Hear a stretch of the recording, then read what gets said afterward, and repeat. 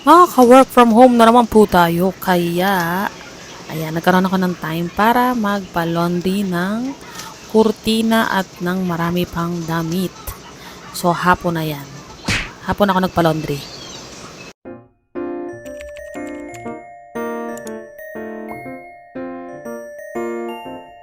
Ayan, so after ko isa lang yung laundry, ay pumunta ako dito sa Dunkin Donut para magmerienda. Dunkin iced coffee and tuna sandwich. So, 30 minutes to 45 minutes lang yung laundry and then right after naman yan is umuwi na ako kasi gagawa ako ng merienda namin ni Mama. Yun.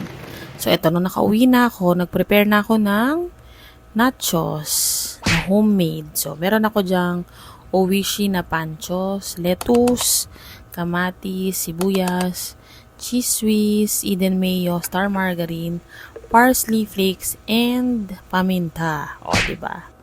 Kayang-kaya. So, syempre magta-timelapse tayo, day. Kasi, ayaw natin na mabagal mag-chop. Sorry. Hindi, sige.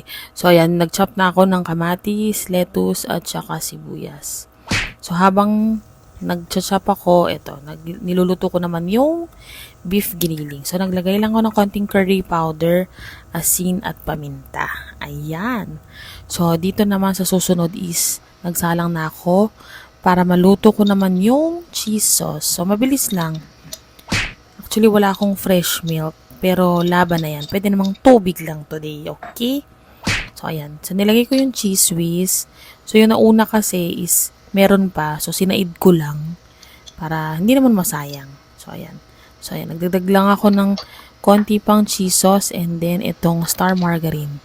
Try ko siya i-mix. So, ayan. So, usually, kapag mga cheese sauce, dapat nga may gatas. Wala kaming gatas. So, okay na yan. So, tubig, cheese, star margarine, go. So, nilagyan ko din ng konting paminta and mayonnaise. So, ganito na yung itsura niya. Look. Diba? Cheese sauce naman yan, oy. Diba? Pimiento pa. So, yan. So, pinakulong ko lang siya ng 5 to 7 minutes and then, nag-plate na ako. So, yan. So, itong panchos from Owishi.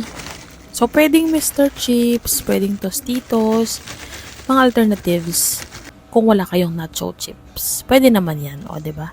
Tapos, nilagay ko na rin tong lettuce, and then, yung sibuyas.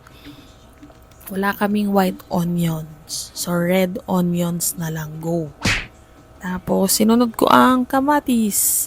Konti lang kamatis kasi acidic. Daming pag-i-explain. Yan. So, ito naman yung beef giniling. Yan.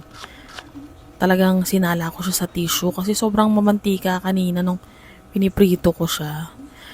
Diba? Tapos, ito na yung cheese sauce. Ang bongga. Okay, umarte. Walang gatas yan. Pang aesthetic naman tayo sa parsley leaves. Diba? Mukhang chef. And voila, ayan na siya. Ang sarap, 'di ba?